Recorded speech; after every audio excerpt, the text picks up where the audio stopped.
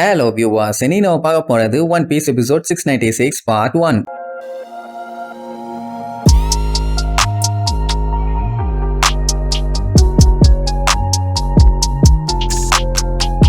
Open பண்ணா நம்ம Luffy எப்படியாச்சும் சீக்கிரமா போய் அந்த டோஃப்ளமிங்கோவை வெளுன்னு வெளுத்து இந்த பஞ்சாயத்து எல்லாத்தையுமே ஸ்டாப் பண்ணணும்னு சொல்லி படிக்கட்டுல வேகமா 4th லெவலை நோக்கி போயிட்டு இருக்கான். அந்த டைம் திடீர்னு பின்னாடி இருந்து அந்த பெரிய சைஸ் டால் வந்து ஒரே கவாக்கவும் ஜஸ்ட் மிஸ்ல எஸ்கேப். இன்னுமே அதுங்க அடங்கலையான்னு பார்த்தா அதுங்க வெறி கொண்டு வந்துகிட்டே தான் இருக்குங்க. ஆனா அதுங்க கிட்ட சண்டை போட்டு என்ன யூஸ் ஒன்னும் இல்ல. அதனால 4th லெவலை நோக்கி வேகமா ட்ரஃபால்கராவை தூக்கிட்டு ஓடுவான். அப்படியே கட் பண்ணி லெவல் 4ல இருக்க அந்த சன்ஃபிளவர் ஃபீல்ட காட்டுறாங்க. பார்க்கவே மஞ்சன்னு பூவெல்லாம் பூத்து குளிங்க அருமையா இருக்குது. ஆனா அந்த இடத்துல சட்டுன்னு யாரோ கத்திய வச்சு வெட்டிட்டு கிடக்குறாங்க. என்ன பூவை வெட்டாங்களான்னு பார்த்தா அதான் இல்ல, அந்த டியமண்டே ரெபேக்காவை தான் போட்டு வெட்டிட்டு இருக்கான். அவ அவங்கிட்ட இருந்து தப்பிக்கிறதுக்காக கத்திய வச்சு தடுக்க ட்ரை பண்றான். அதனாலதான் டம்முன்னு ஒரே சத்தம். இதுல மேட்டர் என்னன்னா அவன் இன்னும் வெறி கொண்டு வெட்டல. அவன் நார்மலா வெட்டினாக்கே அந்த இடத்துல பயங்கரமான ஒரு வெட்டு விழுது. இதே வெட்டு அவ பாடியில விழுந்தா என்ன ஆகும்? நேரா மார்ச்சூரி தான். அப்படியே பீதியில இருப்பான். அந்த டைம் கூட விடாம அட்டாக் பண்ணுவான். ஒவ்வொரு டைமும் தடுக்கிறாங்கிற பேர்ல தெரிச்சுக்கிட்டு இருப்பான். இதுல மேட்டர் என்னன்னா அட்டாக் பண்றவன் நல்லா ஜம்முன்னு அட்டாக் பண்ணிட்டு இருக்கான். தடுக்கிறவளுக்கு தான் பயங்கரமா மூச்சு வாங்குது.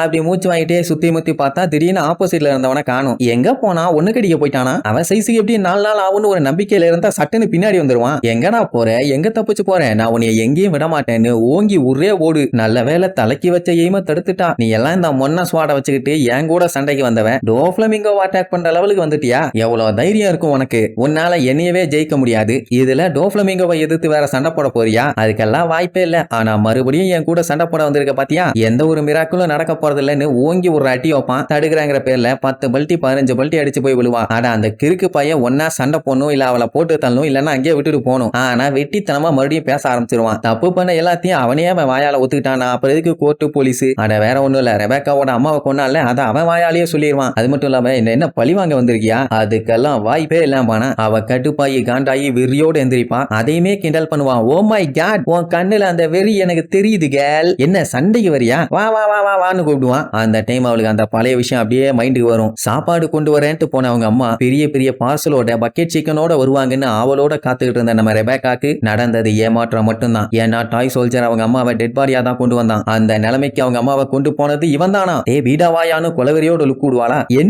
என்ன முறைக்கிற? என்ன சேலஞ்சு பண்றியா? என் கூட சண்டை போட போறியா? ஓகே நான் ஏத்துக்கிறேன், வா வா வா வா வா, இன்னைக்கு நீயா நானா அடிச்சு பார்த்தலான்னு அவளை வீம்புக்குன்னே வெறியேத்தி விட்டு சண்டைக்கு ரெடி ஆவான். ரெபேக்காவும் இன்னைக்கு அவனை செஞ்சிடணும்னு சொல்லி சண்டைக்கு ரெடி ஆயிருவா. ஆனா அங்கதான் இன்னொரு ட்விஸ்ட். அவ கொண்டு வந்த சாவியை மறுபடியும் கோட்டை விட்டுட்டா. அந்த ஃப்ளவர் ஃபீல்ட்ல தான் ஏதோ ஒரு முக்குல கிடக்கும். அவகிட்ட நம்ம லூஃபி என்ன சொல்லியிருந்தான்? நான் சத்தியமா உனக்காக அந்த டோஃப்ளமிங்கோ போட்டு உதச்சு திருக்க விடுறேன், நீ கவலையே படாதேன்னு இருப்பான். அப்படியே திரும்பி பாப்பா, சாவி அங்க கிடக்கும். நல்ல வேலை அவ கண் பார்வைக்குள்ளதான் கிடக்குது. நல்லா யோசிச்சு பாப்பா, இவன் கூட சண்டை போட்டா உயிர் போக வாய்ப்பு இருக்குது. சாவியை அவங்கிட்ட கொடுக்க முடியாது. அவளோட கோலே அந்த டோஃப்ளமிங்கோவை கொல்றது மட்டும்தான். அந்த வேலையை லூஃபி செய்யறேன்னு சொல்லிட்டான். அப்படி இருக்கும்போது அவனுக்கு ஹெல்ப் பண்ண இவ ஏதாச்சும் பண்ணணும்ல. சோ கத்தி அப்படியே கீழே இருக்குவாளா? அவன் இங்க இழிச்சுட்டு இருப்பான். இன்னைக்கு சண்டைக்கு வருவா, போட்டு தள்ளிடலான்னு. ஆனா திடீர்னு அவன் மூஞ்சி அப்படியே மாறும். என்னன்னா சட்டனா அங்க இருந்து அடிச்சு புரண்டு எஸ்கேப் ஆகி ஓட ஆரம்பிச்சிருவான். அவனுக்கு ஷாக்கு தான், பட் இருந்தாலுமே செம ஹாப்பி. ஒருத்திய ஓட விட்டு விரட்டி கொண்டா இந்த மாதிரி சைக்கோங்களுக்கு எல்லாம் ஜாலியா தானே இருக்கும். என்ன ரெபேக்கா ஏன் ஓடுற? என்ன பார்த்தா என்ன பயமா இருக்குதா? நீ ஒரு கிளாடியேட்டர் தானே, இப்படி பயந்து ஒன்னா நல்லாவா இருக்குது? வா வந்து சண்டை போடு. நான் என்னமோ இங்க வந்ததே நீ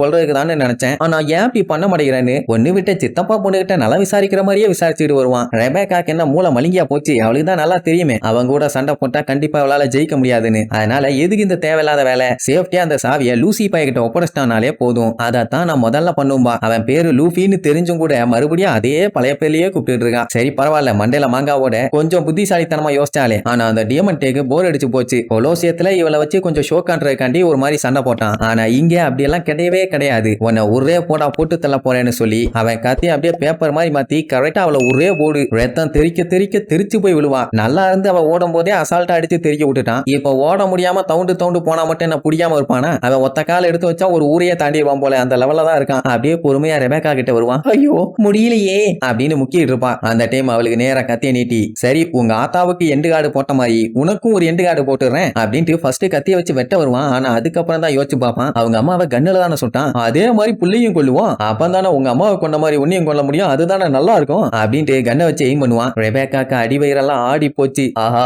இன்னைக்குதான் நமக்கு இறுதி அஞ்சலியா, நம்மள போட்டு தள்ள போறானான்னு வீதியாவா அவனும் இழிச்சுக்கிட்டே சுட்டு தள்ளதை விட்டுட்டு அப்படியே எய்ம் பண்ணிட்டு இருப்பான். அவ என்ன பூமியில இருந்து பல ஒளியாண்டுகள் தள்ளி இருக்க கேலக்சிலியா இருக்கா? முன்னாடி இருக்கா, சுட்டு தள்ளதை விட்டுட்டு அப்படியே எய்ம் பண்ணிக்கிட்டே இருப்பான். அந்த டைம் பயங்கரமா அழுதுகிட்டே, ஹெல்ப் பண்ணுங்க, டாய் அப்படின்னு ஒரு கத்து கத்துவா. அந்த டைம் கண்ணுல ஃபயரோட வெறியோட கைரோஸ் ரெபேக்கா நான் வந்துட்டேன் அப்படின்னு வந்த வேகத்துல டியமண்டேக்கு ஒரே ஓடு. அவன் நீயான்னு ஷாக்லயே போய் ஒத்துன்னு விழுவான். ஆல்ரெடி என் ஃபேமிலி மெம்பர் ஒரு ஆளை நீ கொன்னுட்ட, இதுக்கப்புறம் என் ஃபேமிலில இருந்து யாரையுமே காவு கொடுக்க நான் விட மாட்டேன்னா காவாலி பாயல, இப்ப வான்னு கத்துவான். அவன் வெட்டுல அந்த பூக்கு நடுவுல போய் விழுவான். ரெபேக்காவுக்கு அவங்க அப்பாவை பார்த்த உடனே சந்தோஷம் தாங்க முடியல. ஏன்னா இதுக்கு முன்னாடி அவ சிலையில தான் பார்த்திருந்தா. ஆனா அந்த டைம் இதுதான் அவங்க அப்பான்னு அவளுக்கு தெரியல, மறந்துட்டா. என்ன அவன் பொம்மையா மாறிட்டான்ல. இவரு தான் மோஸ்ட் பவர்ஃபுல் கிளாடியேட்டர், எனக்கு இவரை பார்த்தா இன்ஸ்பிரேஷனா இருக்கும்னு சொல்லுவா. ஆனா அந்த இன்ஸ்பிரேஷனே அவன் டேடி தான் தெரிஞ்ச உடனே அவளுக்கு செம ஹாப்பி. அப்படியே ஒத்த கால சிங்க மாதிரி நின்னுட்டு இருப்பான். அவளுக்கு ஆனந்த கண்ணீரா வரும். அவ டேடியை ஒரு வழியா பார்த்துட்டான்னு. பொம்மையா மாறினப்ப கூட சின்ன வயசுல இருந்து ரெபேக்கா கூடவே இருந்து அவளுக்கு சப்போர்ட் பண்ணி அவளை நல்லபடியா கேர் பண்ணி பார்த்துக்கிட்டாரு. அது மட்டுமா அவளுக்கு சண்டை போடலாம் கத்து கொடுத்தாருல்ல. ஆனா அந்த எருமை நான் யாரையுமே ஹேர்ட் பண்ண மாட்டேன்னா